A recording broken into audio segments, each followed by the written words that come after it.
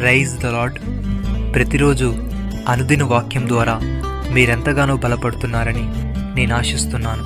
అలాగే మీరు కనుక మన యూట్యూబ్ ఛానల్ని క్రొత్తగా వీక్షిస్తున్నట్లయితే మన యూట్యూబ్ ఛానల్ని సబ్స్క్రైబ్ చేయండి, ఇతరులకు షేర్ చేయండి.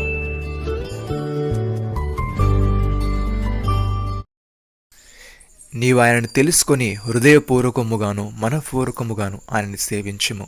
ఆయనను వెతికినెడల ఆయన నీకు ప్రత్యక్షమగును. నీవు ఆయనను విసర్జించినట్లా ఆయన నిన్ను నిత్యము త్రోసివేయును. దినవృత్తాంతములు 1వ గ్రంథము 28వ అధ్యాయము 9వ వచనము. దావీదు సొలొమోనుతో ఈ మాట పలుకుచున్నాడు. యెహోవా అందరి హృదయములను పరిశోధించువాడని, ఆలోచనలన్నింటినీ సంకల్పములన్నింటినీ ఎరిగిన వాడై ఉన్నారని, నీవు ఆయనను తెలుసుకొని హృదయపూర్వకముగాను మనఃపూర్వకముగాను ఆయనను సేవించుము. ఆయనను వెతికిన ఎడల ఆయన నీకు ప్రత్యక్షమగునని ఇక్కడ తెలియజేస్తున్నాడు.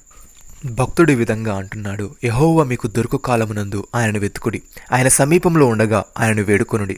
భక్తిహీనులు తమ మార్గమును విలువలను, దుష్టులు తమ తలంపలను మానవలను. వారు యెహోవా వైపు తిరిగినలా ఆయన వారి యందు జాలిపడును.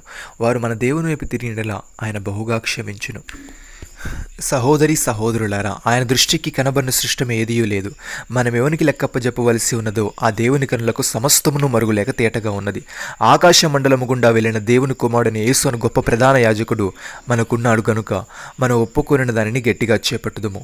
మన ప్రధాన యాజకుడు మన బలహీనతల యందు మనతో సహానుభావం లేనివాడు కాదు, కానీ సమస్త విషయంలోనూ మన వలన శోధింపబడినను ఆయన పాపం లేనివాడుగా ఉండెను. గనుక మనము కనికరింపబడి సమయోచితమైన సహాయము కొరకు కృప పొందినట్లు ధైర్యముతో కృపాసనమునొద్దకు చేరుదము. కీర్తనకారుడు ఈ విధంగా అంటున్నాడు, నేను కృపను గూర్చియు న్యాయంను గూర్చియు పాడెదను. యెహోవా నిన్ను కీర్తించెదను. నిర్దోష మార్గమున వివేకముతో ప్రవర్తించెదను. నీవెప్పుడు నా యొద్దకు వచ్చెదవు? నా ఇంట యథార్థ హృదయముతో నడుచుకొందును. నా కన్నులెదుట ఏ దుష్కార్యమును ఉంచుకొనను. భక్తి మార్గము తొలగిన వారి క్రియలు నాకు అసహ్యములు, అవి నాకు అంటనీయను. మూర్ఖ చిత్తుడు నా యొద్ద నుండి తొలగిపోవలను, దౌష్ట్యమును నేను అనుసరింపను. సహోదరి సహోదరులారా, దేవునికి లోబడి ఉండుడి, అపవాదిని ఎదిరించుడి, అప్పుడు వాడు మీ యొద్ద నుండి పారిపోవును. దేవుని యొద్దకు రండి, అప్పుడు ఆయన మీ యొద్దకు వచ్చును. పాపులారా, మీ చేతులను శుభ్రము చేసుకొనుడి. ద్విమనస్సుకులారా, మీ హృదయములను పరిశుద్ధపరచుకొనుడి. వ్యాకులపడుడి, దుఃఖపడుడి, ఏడుడి. మీ నవ్వు దుఃఖమునకును మీ ఆనందము చింతకును మార్చుకొనుడి. ప్రభు దృష్టికి మిమ్మల్ని మీరు తగ్గించుకొనుడి, అప్పుడు ఆయన మిమ్మల్ని హెచ్చించును. సహోదరి సహోదరులారా, మనం నిరీక్షణ గల వారమే రక్షింపబడితిమి. నిరీక్షింపబడినది కనబడినప్పుడు నిరీక్షణతో పని ఉండదు. తాను చూచుచున్న దాని కొరకు ఎవడు నిరీక్షించును?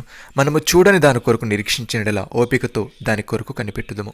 అటువలే ఆత్మయు మన బలహీనతను చూచి సహాయం చేయుచున్నాడు. ఏలైనగా మనం యుక్తముగా ఎలాగూ ప్రార్థన చేయవలను మనకు తెలియదు, కానీ ఉచ్చరింప శక్యము కాని మూలుగులతో ఆ ఆత్మ తానే మన పక్షమున విజ్ఞాపనము చేయుచున్నాడు. నమ్మిన వారు నాతో కలిసి ప్రార్థనలో ఏకీభవించండి.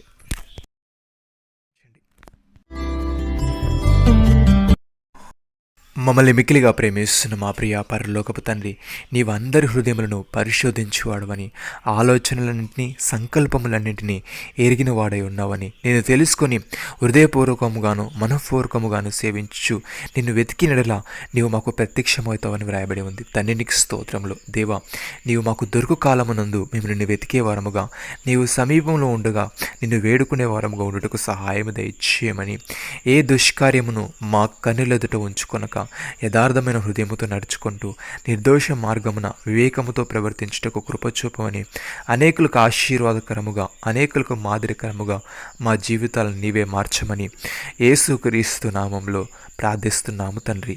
ఆమేన్.